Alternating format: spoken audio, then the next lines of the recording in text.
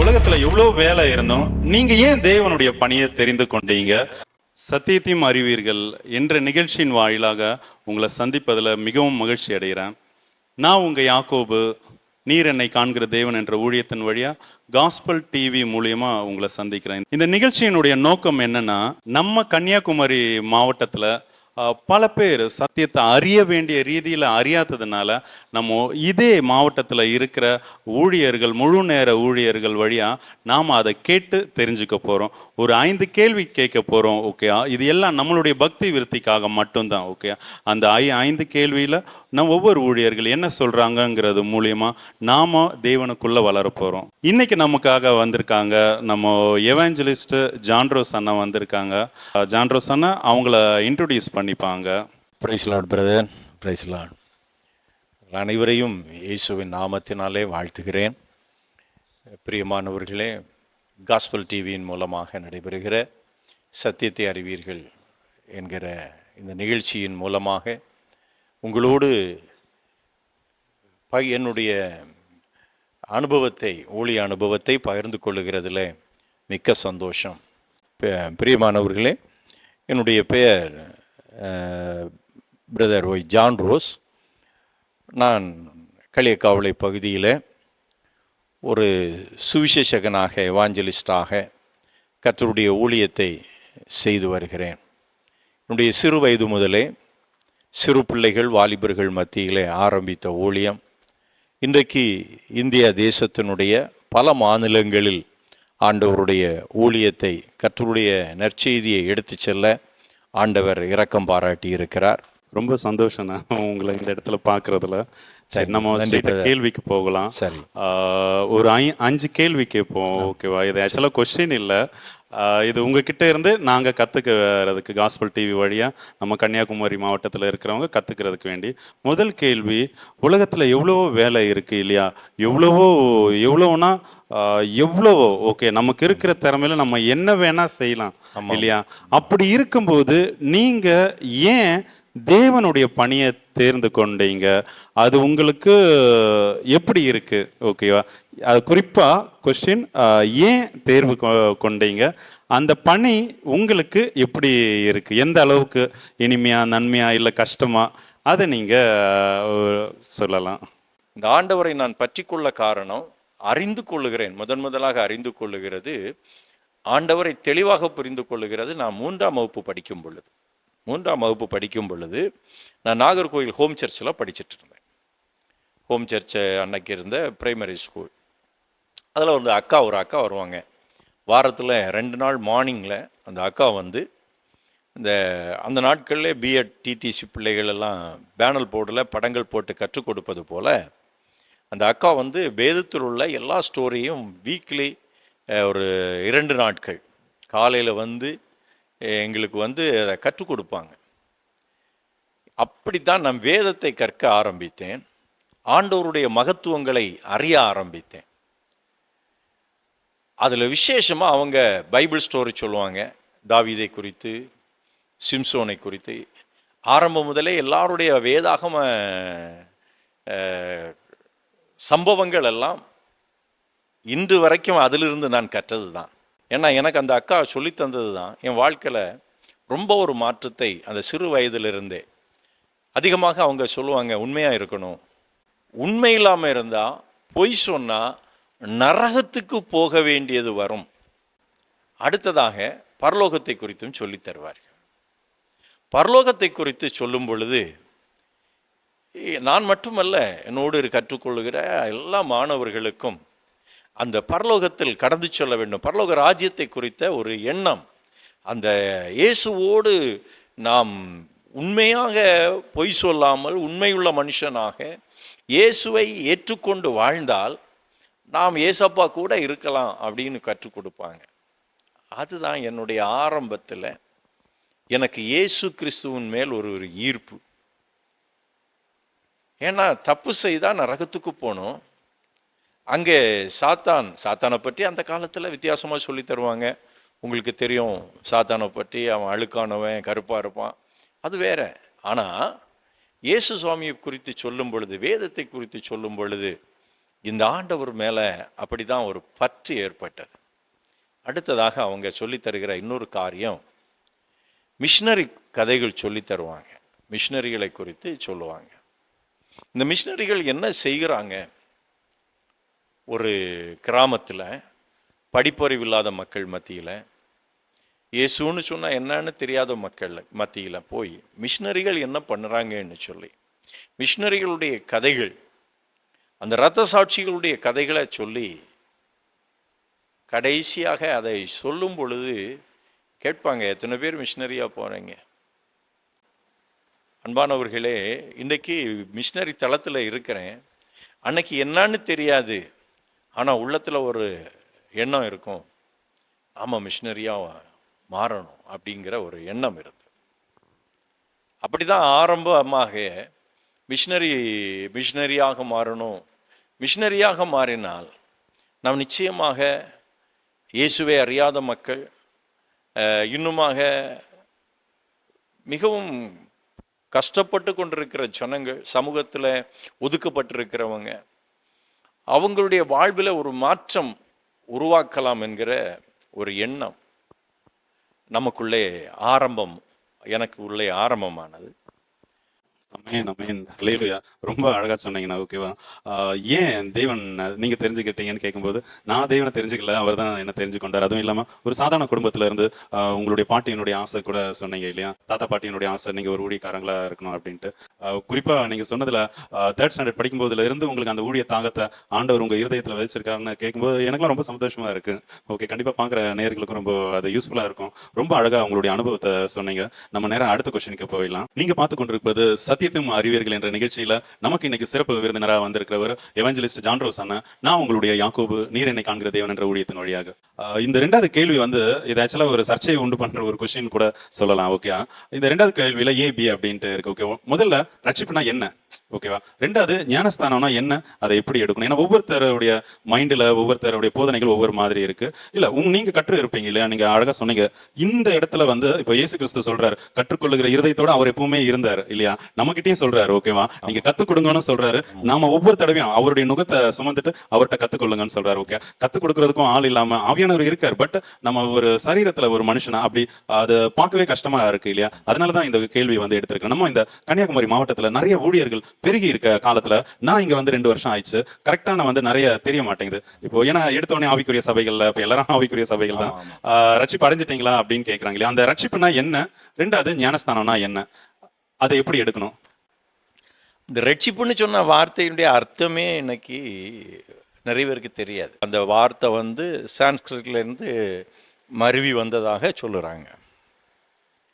நம்ம தமிழ் தூய தமிழ் வார்த்தைன்னு சொன்னால் விடுதலை. எக்ஸாக்டா விடுதலை அப்படின்னா நம்ம ஒரு ஆள்கிட்ட கேட்குறோன்னு வச்சுக்கிட்டுங்களேன், ரட்சிக்கப்பட்டியான்னு கேட்குறதுல தப்பு இல்லை. விடுவிக்கப்பட்டிருக்கிறாயா? அது ஒரு ரொம்ப முக்கியமான ஒரு காரியம். கண்டிப்பா இது அழகா இருக்கு. விடுவிக்கப்பட்டிருக்காயா? விடுவிக்கப்பட்டிருக்கிற விடுதலைன்னு சொன்னால் எங்கேயோ ஒரு இடத்துல அகப்பட்டிருக்கிறோம், அங்கேருந்து விடுவிக்கப்படணும். சரிதானே? அப்போ அந்த ரட்சிப்புங்கிறது நீ எங்கேருந்து விடுவிக்கப்பட்டிருக்கிறாய், நீ விடுவிக்கப்பட்டு தான் ஆகணும். இந்த சத்தியம் எல்லா பிள்ளைகளுக்கும் நாம் கற்றுக் கொடுக்கணும். எல்லாரும் கற்றுக்கொண்டிருக்க வேணும். ஒரு கிறிஸ்தவங்களாக இருக்கிறவங்க இதை கற்றுக்கொள்ளாமல் இன்னைக்கு வந்து நான் சர்ச்சுக்கு கரெக்டாக போகிறேன், நான் கரெக்டாக 10 மணிக்கு சர்ச்சுக்கு வந்து உட்கார்ந்துருக்கிறேன், ஓகே, சர்ச்சில் பாய் போடுறேன், ஓகே, இல்லை நல்லா கையை தட்டி நல்லா ஆராதிக்கிறேன், சர்ச்சில் கீபோர்டு போடுறேன், ஈவன் நான் பிரசங்கம் பண்ணுகிறேன், புரியுதில்ல? இந்த நான் எங்கேருந்து விடுவிக்கப்பட்டேனுங்கிறத தெரியாமல் இந்த காரியங்களை செய்து நம்ம கரெக்டாக தசம பாகம் கொடுத்து சர்ச்சில் கரெக்டாக இருக்கிறதுனால ஒன்றும் நம்ம ரட்சிக்கப்பட்டவன்னு சொல்ல முடியாது. ஓகே ஓகே, ரட்சிக்கப்பட்டவனுக்கு நான் எங்கேருந்து விடுவிக்கப்பட்டவன்னு தெரியணும். புரியுதில்ல? எப்போவுமே, அதாவது அதை சொல்லப்போனால் ரட்சிப்புன்னு சொல்லும் பொழுது, அவன் விடுவிக்கப்பட்டான்னு சொல்லும் பொழுது நமக்கு நல்லா தெளிவாக தெரியும். அதில் முக்கியமான காரியம், ஒரு கிறிஸ்தவன் நீ ரட்சிக்கப்பட்டிருக்கிறேன்னா நீ பாவத்திலிருந்து விடுவிக்கப்பட்டிருக்கிறாய். சரிதானே? ஒரு மனுஷன் பாவத்துல இருந்து விடுதலை ஆகும்போது அதுதான் ரட்சிப்பு. ஓகே. சரிதானே? நீ பாவத்தில் இருந்த, பாவத்திலே பிறந்த, பாவத்திலே இருந்த, ஆனால் அதிலிருந்து நீ விடுவிக்கப்பட்டிருக்கிறாயா? இப்போ நமக்கெல்லாம் இதில் அந்த ரட்சிப்புன்னு சொன்னால், நம்ம இயேசு கிறிஸ்துவனுடைய இரத்தத்தால் நாம் விடுவிக்கப்பட்டிருக்கோம். ஏன்னா அவர் தான் இரத்தத்தை சிந்தி தான் நம்மளை என்ன செய்திருக்கிறார்? மீட்டு கொண்டிருக்கிறார். இரத்தம் சிந்துதல் இல்லாமல் பாவ மன்னிப்பில்லை. பழைய ஏற்பாட்டிலும் சரி, யூதர்களுடைய பிரமாணத்தின்படியும் அவங்க எல்லாம் ஆடுகளை, மாடு, இப்ராக்கள் இவைகளுடைய இரத்தத்தை தான் ஒவ்வொரு பாவங்களுக்கும் அக்கிரமங்களுக்கும் ஈடாக செலுத்தி இருக்கிறாங்க. இங்கே என்ன நடக்குதுன்னா, மனுஷன் வாய்ப்பு இருக்கிறவன் என்னதும் செய்துக்கிட்டு ஆட்டையோ மாட்டையோ கொடுத்து சமாளிச்சிட்டு இருந்த நேரத்தில் தான் தேவ திட்டம், மனுஷனை தேவன் என்ன நோக்கத்துக்காக படைச்சார்? தன்னுடைய சாயலின்படி படைச்சாருன்னா அவருக்கு ஒரு திட்டம் இருக்கணும் இல்லையா? அதை சில பெரிய வல்லுநர்கள், வேத வல்லுநர்கள் சொல்லுவாருங்க, விழுந்து போன தூதர்களுக்கு பதிலாக தேவன் என்ன செஞ்சார்? மனுஷனை உருவாக்கினார் அப்படின்னு சொல்லுவாங்க. ஏன்னா அந்த ஒரு குடும்பத்துக்குள்ளாக ஆண்டவர் பிதாவாகிய தேவன் எல்லாம் திரியேகமாக இருந்தவர், அவருக்கு கீழிருந்த தூதர்கள் இவர்கள் விழுந்து போனதுனால தேவன் அந்த இடத்தை நிரப்புறதற்கு பூமியை தெரிந்து கொண்டு தன்னுடைய சாயலின்படி மனிதனை உருவாக்கினார்ன்னு சொல்கிறாங்க. நாம் வேதத்தை படிக்கும் பொழுதும், அது வேதத்தை பார்க்கும் பொழுதும் அது ஒத்துக்கொள்ள முடிய போல இருக்கிறது. அதில் மாற்றம் இல்லை. எதையுமே வேதத்தின்படி பார்க்க வேண்டும். வேதத்தை பார்க்கும்பொழுது அது சரிதான். ஏன்னா ஆண்டவர் தனது சாயலின்படியே உருவாக்குகிறார். அடுத்து மனுஷன் கோபம் வருது, மனுஷனுடைய அக்கிரமம் பெருகும் பொழுது இவனை அழிச்சிடணும்னு நினைக்கிறாரு. திருப்பியும் என்ன செய்கிறாரு? பரிதாபப்பட்டு நோவாவையும் அவன் குடும்பத்தையும் காப்பாற்றி அதன் மூலமாக அடுத்த சந்ததி பெருகி வருது. திருப்பி ராஜாக்களை அனுப்புகிறாரு, தீர்க்கதரிசிகளை அனுப்புகிறாரு. யார் போய் சொல்லியும் கேட்கல. கடைசியாக இந்த பிரமாணங்களை இவங்க பிடிச்சிக்கிட்டு ரத்தம், ஆடுகளை வெட்டி பலி செலுத்துகிறது, மாடை வெட்டி பலி செலுத்துகிறது, இப்படியே இருந்ததுனால தான் தேவன் மனிதனாக இந்த உலகத்தில் வந்தாருன்னு பார்க்குறோம்.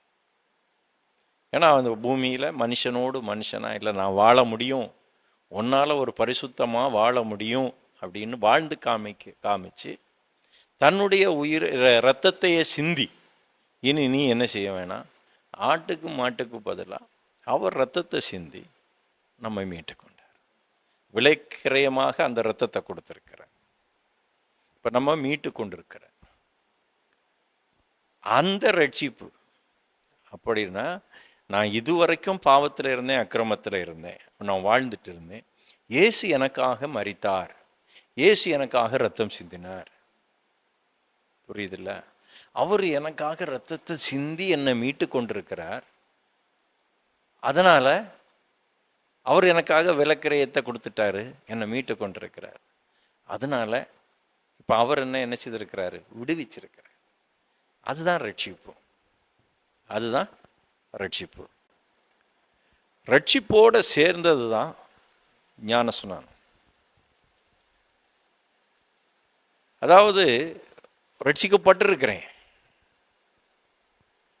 என்னை இயேசு என்னை விடுவிச்சார் அப்படின்னா இனி எனக்கு வேற யாரும் இல்லை. அந்த பொண்ணு என்ன சொல்றா? இனி நான் காலமெல்லாம் உம்மோடு வாழ்வேன், உமக்கு சேவை செய்வேன். இது என்ன? ஒரு உடன்படிக்கை. ஞானஸ்நானம் என்கிறது உடன்படிக்கை.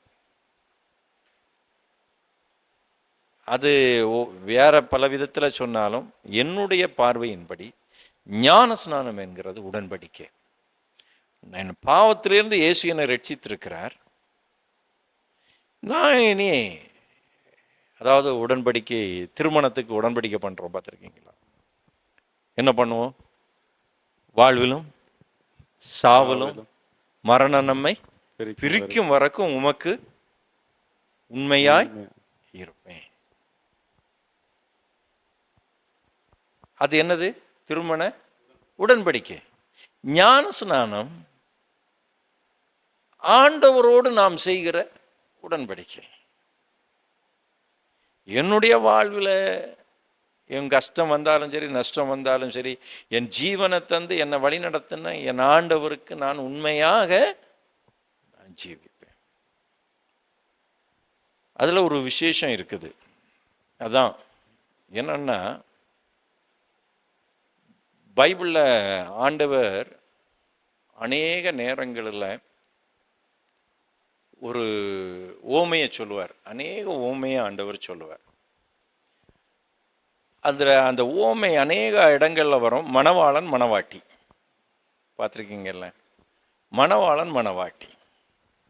சிலர் அதை பல விதங்களில் இன்டர்பிரிட்டேஷன் பண்ணுவாங்க. உலக பிரகாரமான குடும்ப வாழ்வை குறிக்கிறது அல்ல.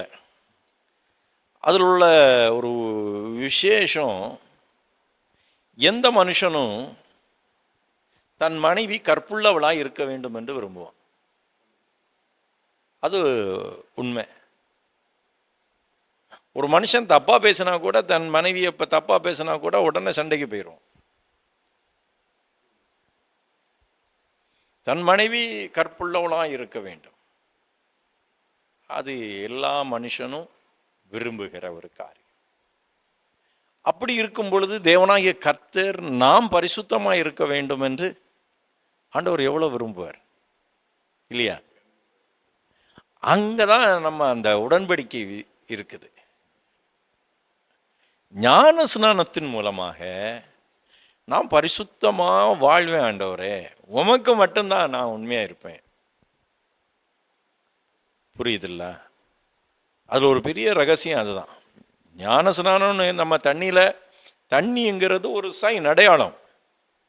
ஆவிக்குரிய வாழ்வில் உள்ளால, புரியுதில்ல? அதாவது என்னுடைய பார்வை அதுதான். நான் அதில் இப்போ நம்ம எல்லாம் எடுத்துருக்குறோம் ஞானஸ்நானம். ஆனால் தண்ணிங்கிறது நம்ம பைபிளை கொடுத்து என்ன செய்கிறோம்? உடன்படிக்கை பண்ணுகிறோம். நான் வாழ்விலும் சாவலும் உமக்கு உண்மையாக இருப்பேன். மற்ற சபைகள் நம்முடைய சமூகத்தின்படி என்ன செய்கிறாங்க? ஒரு தாலி அடையாளமாக கட்டிக்கிறாங்க. இந்த தாலியை போட்டுக்கிட்டு சர்ச்சில் மோதிரத்தை மாற்றிக்கிட்டு, இல்லைன்னா ஏதோ ஒரு வாட்சை மாற்றிக்கிட்டு, பைபிள் மாற்றிக்கிட்டு கூட, பைபிளை ஒன்றுக்கு ஒன்று கொடுத்து கூட உடன்படிக்கை பண்ணிடலாம். பண்ணிக்கிட்டு உடன்படிக்கை பண்ண கணவனுக்கு உண்மை ரெண்டகம் பண்ணுகிற அநேகரை பார்க்க முடியுது. இன்னும் உலகத்தில் நம்ம வருகிற அநேக நியூஸ் பார்க்கறதான் செய்யும். இதே மாதிரி தான் ஆவிக்குரிய வாழ்வில். எதுக்காக ஞானஸ்நானம்னா, ஆண்டவருக்கு உண்மையாக இருப்பேன். நீ திருப்பியும் போய் பாவத்தில், பழைய வாழ்க்கையில், பழைய குப்பையில் போகிறதுக்காக இல்லை. அதெல்லாம் தான் தீர்க்கதரிசிட்ட ஆண்டவர் சொல்லுவார், நீ சோரம் போனியே, அப்படிப்பட்ட ஒன்றையும் நான் அந்த தீர்க்கதரிசிட்ட ஒரு சொல்லுவார், நீ திருமணம் பண்ணு. ஆனால் அவளுடைய புத்தி திருப்பியும் பழைய வாழ்க்கைக்கே போகுது. ஏன்னா ஆண்டவர் பார்க்குற, நீ தப்பு பண்ணிட்ட. நிறைய இடத்துல அந்த பாவியான ஸ்திரீட்டையும் சொல்லுவார், இனி பாவம் செய்யாத. ஆண்டவர் அடுத்து உண்மையாக இருக்க விரும்புகிறார். அந்த உடன்படிக்கையை நம்ம மீறாமல் இருக்கணும். என்ன கேட்டால் ஞானஸ்நானங்கிறது உடன்படிக்கை. அப்போ நாம் என்ன ரத்தத்தை சிந்தி, என்னை ரத்தத்தை கொடுத்து என்னை ரட்சித்திருக்கிறார். அப்போ நான் இனி யாருக்காக வாழணும்? அவருக்கு உண்மையாக இருக்கணும். நிஜமாவே ரொம்ப அழகாக புரிகிற மாதிரி நல்லா எக்ஸ்பிளைன் பண்ணி கொடுத்தீங்கன்னா ஓகேவா? நாம் பார்த்துட்டு இருக்குது சத்தியத்தையும் அறிவீர்கள். இன்றைக்கி நம்மளுடைய சிறப்பு விருந்தினராக வந்திருக்கிறது எவாஞ்சலிஸ்ட் ஜான்ரோஸ் அண்ணா. நம்ம 2வது கேள்வி கேட்டிருந்தோம் இல்லையா? அதாவது ரட்சிப்புனா என்ன, ஞானஸ்தானம் அப்படின்னா என்ன அப்படின்ட்டு ரொம்ப அழகாக சொல்லியிருந்தாங்க இல்லையா? இப்போ பாவ மன்னிப்பு தான் வந்து ஓகே ஒரு விடுதலை, சரியா?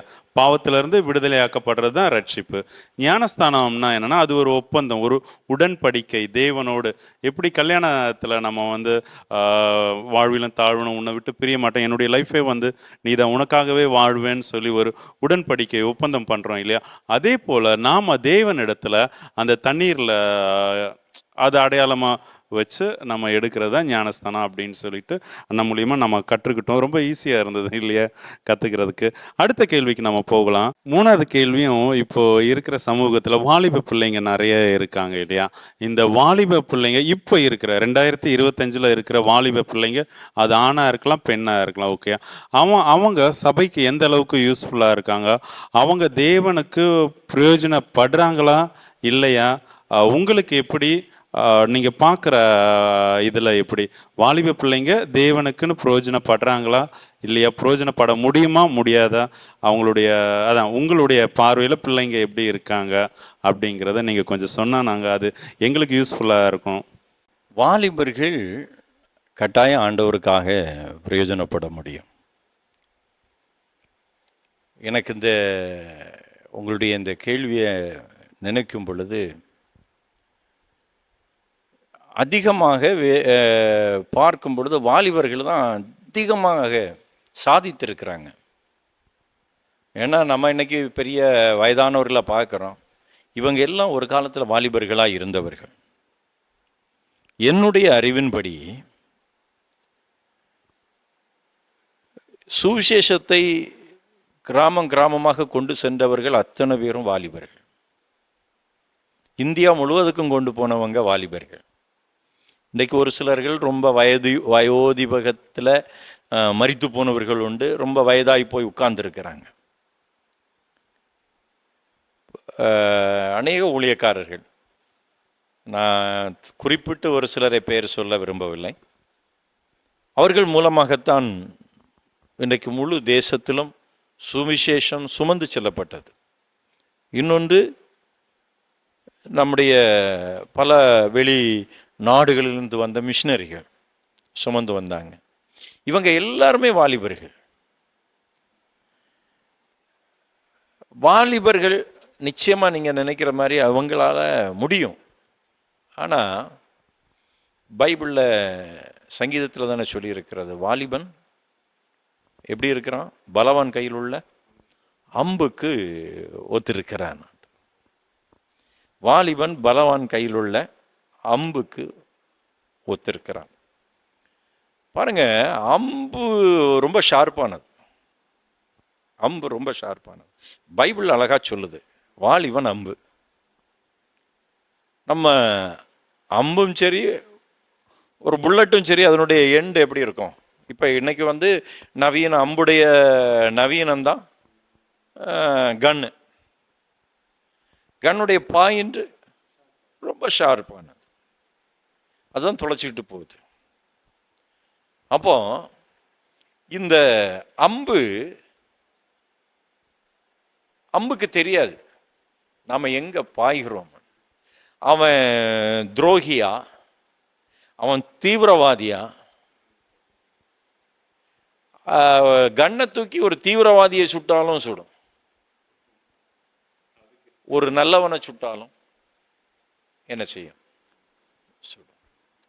அப்போ வாலிபன் யார் கையில் இருக்கிறான்? பலவான் கையில் உள்ள அம்பை போல இருக்கிறான். அப்போ ஒரு நம்ம இன்னைக்கு சொல்ல போனால் ஒரு வீரனுடைய கையில் இருக்கிற துப்பாக்கி மாதிரி. அவன் சரியாக எந்த பக்கம் அதை துப்பாக்கியை தூக்கி ட்ரிகரை அமுக்கிறானோ, அதை கன் பாயிண்டை வைக்கிறானோ, அங்கே சுடும். இன்னைக்கு வாலிபர்களை சபை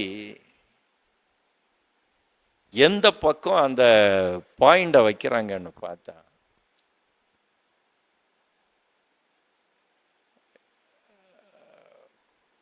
அந்த பாயிண்ட் வந்து என்ன சொல்றது பிரதர், இந்த நீங்க பார்த்துருப்பீங்க, அந்த ப்ராக்டிஸ் பண்ற இடங்கள் இருக்கும், மேலே நோக்கி சுடுவாங்க. பிரயோஜனம் இருக்கா? பிரயோஜனம் இல்லை. கீழே பார்த்து சுடுவாங்க, பிரயோஜனம் இருக்கா? பிரயோஜனம் புரியுதில்ல? சிலர் சும்மா கீழே சுடுவாங்க, கன் ஷாட் அடிப்பாங்க, கோபத்துலேயும் கன் ஷாட் அடிப்பாங்க. கீழே அடிக்கிறதுனால எந்த பிரயோஜனமும் வராது, மேலே அடிக்கிறதுனாலையும் எங்கேயும் வராது. இன்னைக்கு அப்படி தான் சர்ச்சஸ்க்குள்ளே நடக்குது. வாலிபர்களை உள்ளேயே அடிச்சுக்கிட்டு இருக்கிறாங்க. எத்தனை சபையில் ஒரு சண்டே ஒரு 5 பிள்ளைகளை கூட்டிட்டு ஒரு கிராமத்தில் போய் பாட்டு பாடி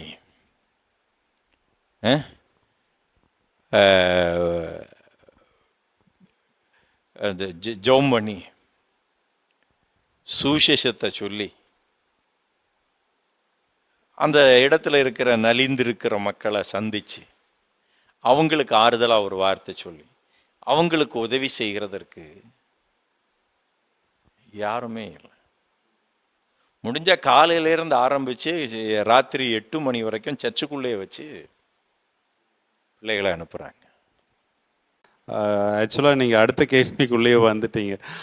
ஊழியர்கள் என்ன பண்ணணும் அந்த ஆத்துமாக்களுக்கு வேண்டி? ஓகே, நீங்கள் அழகாக சொன்னீங்க, வாலிபர்கள் வந்து கரெக்டாக யூஸ் பண்ணுறதில்ல அப்படின்ட்டு. சரி, நீங்கள் இந்த கேள்வியும் சேர்த்து நீங்கள் சொல்லிடலாம், அப்போ உங்களுக்கும் ஈஸியாக இருக்கும்னு நினைக்கிறேன்.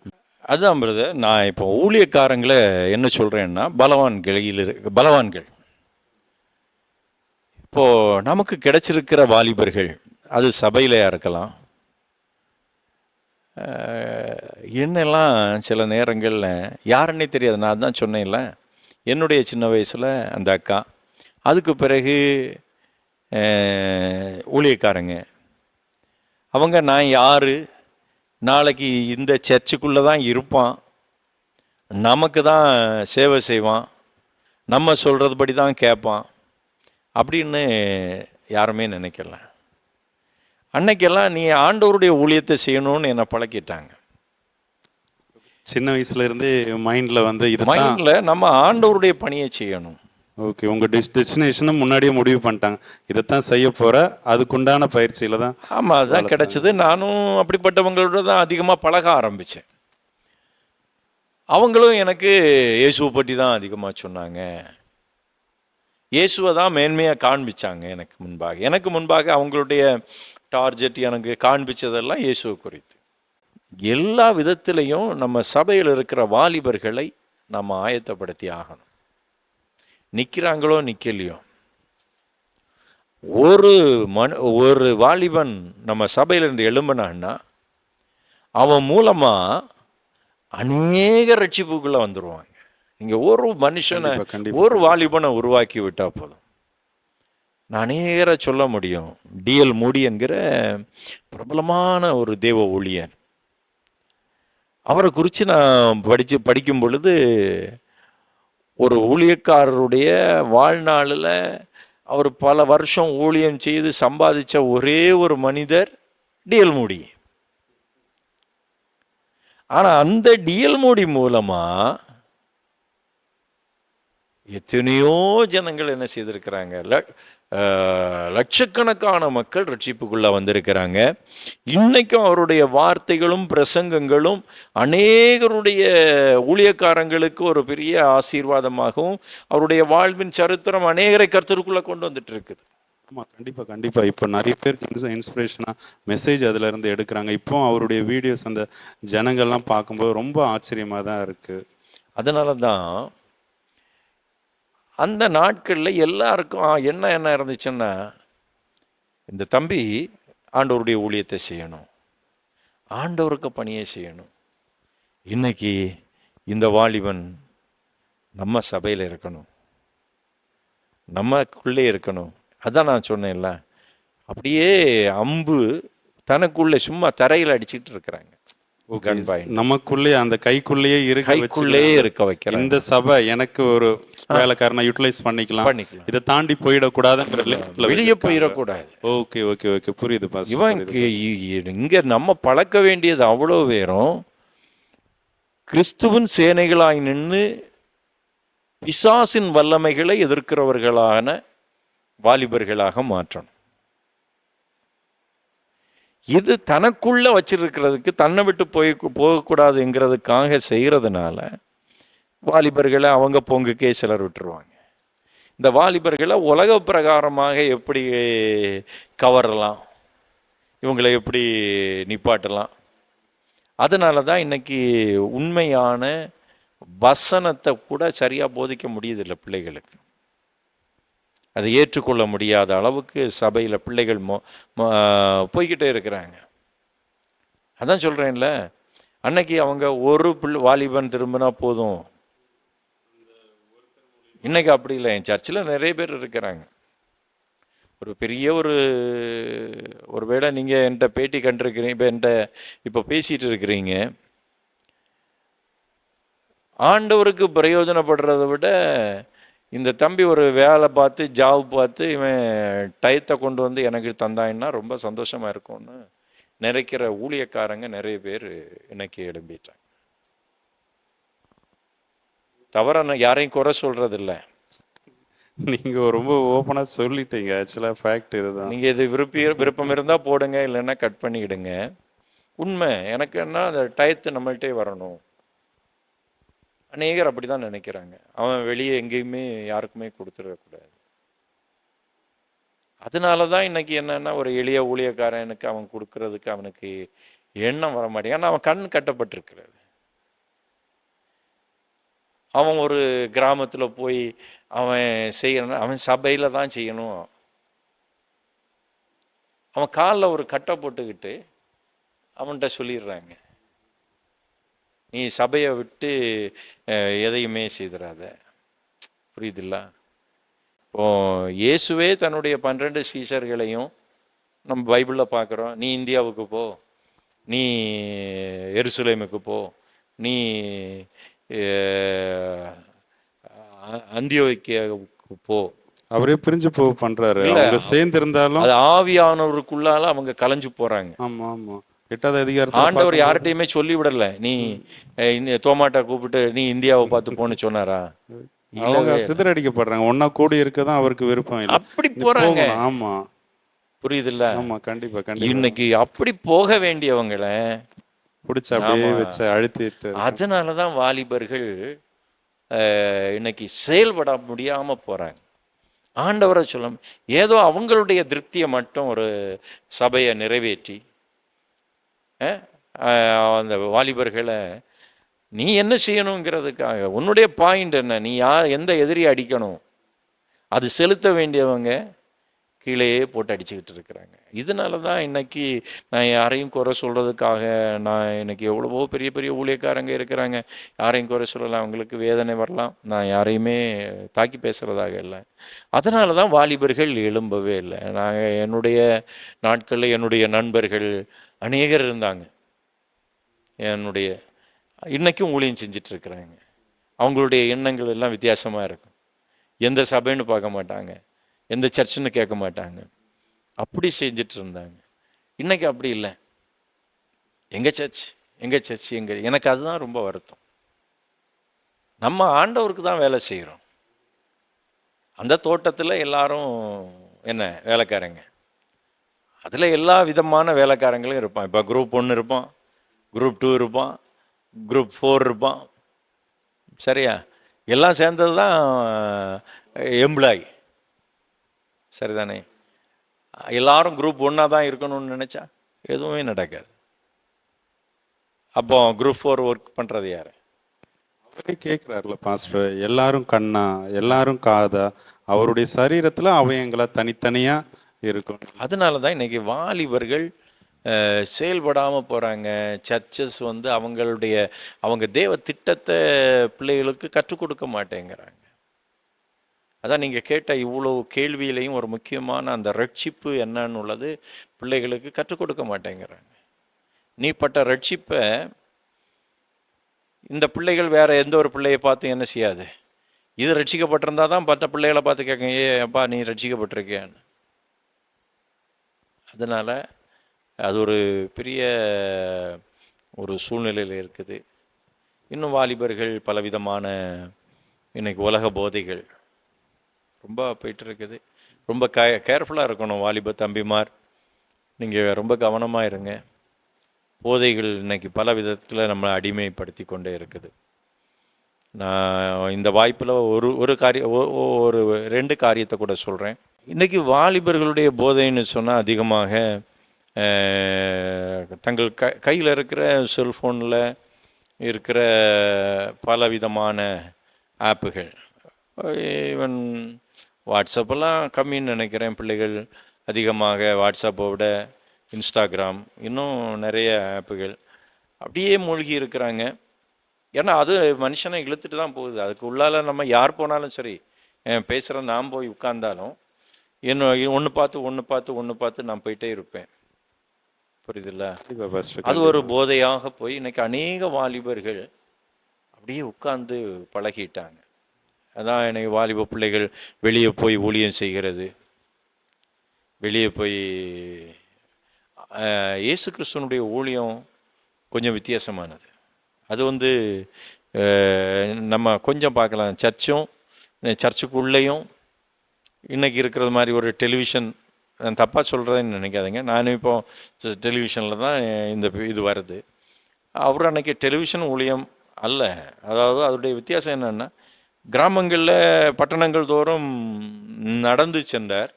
நடந்து போய் அங்கே யார் பலகீனமாக இருக்கிறாங்க, புரியுதுல்ல, யார் தேவையோடு இருக்கிறாங்க, அதை விசாரித்து செய்கிறாங்க. நம்ம எப்படியும் இறங்கி போனாதான் தெரியும் அது தேவை. அது இப்போ யாருமே இறங்கி போகாமல் நம்ம செல்ஃபோன்லேயே இருக்கிறோம். இன்னொன்று, போதை, பலவிதமான போதைகள். இன்றைக்கி பாருங்கள், தமிழ்நாடும் சரி கேரளாவிலையும் சரி அரசாங்கம் பல போதைப் பொருட்களை பிடிச்சிக்கிட்டே இருக்கிறாங்க. அதுக்கு எதிராக பலவிதமான முயற்சிகள் எடுத்துகிட்டு இருக்கிறாங்க. அதை பார்க்கும். ஆமாம், அதாவது போதைக்கு எதிராக அநேக பிள்ளைகள், சின்ன பிள்ளைகள் முதல் போதைக்கு அடிமையாக இருக்கிறாங்க. இப்போது கேரளாவில் சமீபத்தில் நான் பார்த்தேன், இந்த MDMA அப்படின்னு சொல்லிட்டு ஒரு போதைப்பொருள். அதை பற்றி சொல்லும் பொழுது அவங்க என்ன சொல்கிறாங்கன்னா, ஒரு ஜூஸ் கூட, ஒரு கடையில் போய் ஒரு ஜூஸ் வாங்குறீங்கன்னு வச்சுக்கிடுங்க, அந்த பவுடரை அந்த கடைக்காரர் கையில் லேசாக டச் பண்ணிவிட்டு அந்த ஜூஸ் கிளாஸில் அந்த கையை வச்சுட்டு 2 செகண்ட் அப்படியே நமக்கு கொண்டு வந்து சர்வ் பண்ணுற அந்த டைமுக்குள்ளாலேயே கையில் இருக்கிற அந்த பவுடருடைய எஃபெக்ட் அந்த ட்ரிங்க்ஸ்குள்ளே வந்துடும். அந்த பிள்ளை அதை குடிச்சிச்சுன்னா, குடிச்சிட்டு அந்த பிள்ளைக்கு தெரியாது. இப்போ இன்றைக்கி ஃப்ரெண்ட்ஸ் கூட்டிகிட்டு போகிறாங்க, குடித்த பிற்பாடு என்ன நடக்குது தெரியுமா? நாளைக்கும் அவன் கேட்குறான் அந்த கடைக்கு போமான்னு. ஓகே, அது அந்த திரும்பவும் அவனே அறியாம இப்படி அநேக பிள்ளைகள், பெண் பிள்ளைகள், ஆண் பிள்ளைகள் எல்லாம் போதைக்கு அடிமையாகி போயிட்டு இருக்கிறாங்க. ஆக்சுவலாக நான் இப்போதான் கேட்குறேன், நான் வெளியில் அதிகமாக போகிறதுனால இதை இல்லை, பேரண்ட்ஸு ரொம்ப கேர்ஃபுல்லாக இருக்கணும். நம்ம பிள்ளை என்ன சாப்பிட்றான், எதை அதிகமாக விரும்புகிறான், எங்கே போகிறான், எந்த கடைக்கு அதிகமாக போகிறான், இதெல்லாம் ரொம்ப கவனமாக பார்க்கணும். நம்ம பிள்ளைகளுக்காக சம்பாதிக்கிறோம், நான் அதெல்லாம் வேண்டாம் அப்படின்னெல்லாம் சொல்ல மாட்டேன். நீங்கள் சம்பாதிங்க, அதை விட அதிகமாக உங்கள் பிள்ளைகள் மேலே நல்ல கண்ணை வச்சுக்கிடுங்க. உங்கள் பிள்ளை எங்கே போகுது, எங்கே வருது, அதை பாருங்கள். நம்ம தான் ஆண்டவர்கிட்ட கேட்குறோமே, ஆண்டவரே உம்முடைய கண்கள் எப்பொழுதும் என்மேல் நோக்கமாக இருக்கட்டும். இப்போ அவர் நம்ம பார்க்கணுன்னு நினைக்கிறோம். ஏன் அவர் நமக்கு கொடுத்துருக்கிற ஒரு பிள்ளை இல்லைன்னா 2 பிள்ளை தான் இப்போ இருக்குது. இந்த 2 பிள்ளையும் நம்ம கவனிக்க முடியாதா?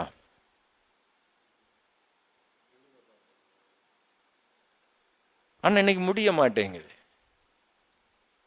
ஏன்னா பிரதர், நம்ம பக்கத்தில் ஒரு சிஸ்டர், அவங்க ரோமன் கேத்தலிக் அந்த சபை சார்ந்தவங்க. எனக்கு அவங்கள ரொம்ப பிடிக்கும். என்னன்னா, கிட்டத்தட்ட ஒரு 50க்கும் மேற்பட்ட மன வளர்ச்சி குன்றிய பிள்ளைகளை கவனிக்கிறாங்க. அங்கே போய் பார்த்தா தெரியும், இந்த பிள்ளைகள் 54 பிள்ளைகளை 54 விதமான வேலை செஞ்சிட்ருக்கோம். ஆனால் எல்லாரையும் சமாளிக்கிறாங்க. ஒரு சில ஸ்டாஃபுகள் இருக்கிறாங்க, ஏன்னாலும் இவங்களும் எல்லாரையும் சமாளிக்கிறாங்க. ஆனால் நம்ம 2 பிள்ளைகளை பார்க்குறதுக்கு அதிகமாக பேரண்ட்ஸ் இன்னைக்கு யாரையும் குற்றம் சொல்கிறதில்ல, தயவுசெய்து பெற்றோர்கள் அப்படி நினைக்காதீங்க. ஏன்னா அநேக பெற்றோர் கவனிக்கக்கூடிய நேரத்தில் கவனிக்காதனால இன்னைக்கு கண்ணீர் வடிச்சிட்டு இருக்கிறாங்க. அதனால் வாலிப பிள்ளைகளை ரொம்ப கவனமாக பார்க்கணும். பெற்றோர் தான் தங்கள் பிள்ளைகளை கவனிக்கணும். நான் எல்லாருக்கும் சொல்லுகிற ஒரு வார்த்தை அதுதான். இந்த உலக மனுஷனை ஆண்டவர் சொன்னது மாதிரி நாசியிலே சுவாசம் உள்ள மனிதனை நம்பாதிருங்கள். பாஸ்டரை நம்பி உங்கள் பிள்ளைகளை விடாதிருங்க. தாயும் தகப்பனும் தான். மீதி உலகத்தில் கூட பிறந்த உறவும், உன் சகோதரன் தான் உனக்கு சகோதரன். மற்ற யாரையும் நீங்கள் நம்பி உங்கள் பிள்ளைகளை விடாதீங்க. நான் அப்படி தான் சொல்லுவேன். அது ஊழியக்காரன் ஊழியத்தை செய்யணும். உங்கள் பிள்ளைகளை கவனிக்கிறதுக்கோ உங்கள் பிள்ளைகளை பாதுகாக்கிறதுக்கோ உரியவன் அல்ல. ஆலோசனை சொல்லலாம். பிரியமான தேவ பிள்ளைகளே, உங்கள் பிள்ளைகளை நல்லா கவனிச்சுக்கிடுங்க. உங்கள் பிள்ளைகள் ஆசீர்வாதமாக இருப்பாங்க. உங்கள் பிள்ளைகள் மேலே எப்பொழுதும் உங்கள் கண்கள் இருக்கட்டும். கர்த்தர் உங்களை ஆசீர்வதிப்பாராக. ஆம். அமேன், அமேன், அமேன். நீங்கள் அழகாக நீங்கள் கற்றுக்கிட்டது ஊழியத்தில் ஆண்டவர்கிட்ட இல்லை வசனத்தில் இருந்து அதை ஒரு வார்த்தையில் ஒரு சென்டென்ஸில் உங்களுடைய வாக்கியமாக உங்களுக்கு ஆண்டவர் கொடுத்த ஒரு வாக்கியமாக ஆலோசனையாக நீங்கள் எதாவது சொல்ல விரும்புனா அதை ஒரு வாக்கியத்தை நீங்கள் சொல்லலாம். ஒரு வார்த்தையில் சொல்லணுன்னா என்னென்னா, பல அப்படி செஞ்சேன் இப்படி செஞ்சேன் அப்படி எல்லாம் சொல்லுவாங்க. என்ன கேட்டால் ஆண்டவருக்குன்னு ஏதாகலும் செய்யணும். அமேன், அமேன். அவ்வளோதான். செஞ்சுக்கிட்டே இருக்கணும். ஏதாகலும் செய்யணும். ஏதாவது செய்யணும், செஞ்சுக்கிட்டே இருக்கணும். அது அவருக்கு ஓகே. ஆண்டவருக்கு ஏதாவது செய்யணும், செஞ்சுக்கிட்டே இருக்கணும். அமேன், அமேன். ரொம்ப சூப்பர்ண்ணா, ரொம்ப சூப்பர்ண்ணா. ஹல்லேலூயா. நான் ஆக்சுவலாக ரொம்ப சந்தோஷப்படுறேன். ஏன்னா இந்த 2025 ஆண்டில் நிறைய ஊழியர்கள், பெரிய பெரிய ஊழியர்கள், ஓகே, இளம் ஊழியர்கள் எல்லாருமே வாலிப பிள்ளைங்களை குறை சொல்கிறது, அவங்கள கண்டபடி இருக்கிற இடத்துல நீங்கள் அழகாக ஒரு தெளிவாக விஷயத்த சொல்கிறீங்க. பிள்ளைங்க அம்பு, அது யார் கையில் இருக்கோ, அதை யார் யூஸ் பண்ணுறாங்களோ அவங்க தான் அதுக்கு பொறுப்பு. ஓகேவா? ஒரு பையன் சரியில்லைன்னா அவனை உருவாக்குற பெற்றோர்ல இருந்து, ஓகேவா, இல்லை சபையில் ஊழியத்தில் உருவாக்குறாங்களா அவங்க குருவாக இருக்கட்டும், அவங்க தான் அதுக்கு காரணம். அதே மாதிரி சபை எப்படி வாலிப பிள்ளைங்களை அடக்கி வச்சுருக்குங்கிறத ரொம்ப அழகாக தைரியமாக சொன்னாங்க. ஓகே, நீங்கள் ஊழியத்துக்கு வரும்போது தயவு செஞ்சு இந்த தவறை செய்யாதீங்க. நீங்கள் ஊழிய அழைப்பு பெற்ற பிள்ளைங்க அப்படின்னா நீங்கள் கர்த்தருக்குன்னு, ஓகே, உங்களுக்கு உண்டான போதகர் யாருன்னு நீங்கள் கேளுங்க. அவர் உங்களை வழி நடத்துவார். நம்ம இந்த நிகழ்ச்சி உங்களுக்கு தொடர்ந்து வார நாட்கள் எல்லா நாட்களிலும் வரும். இது ஒரு ஓப்பன், ஓகேவா, உங்களுக்கு உண்டான திறந்த வாசலாக இந்த நிகழ்ச்சி இருக்குது.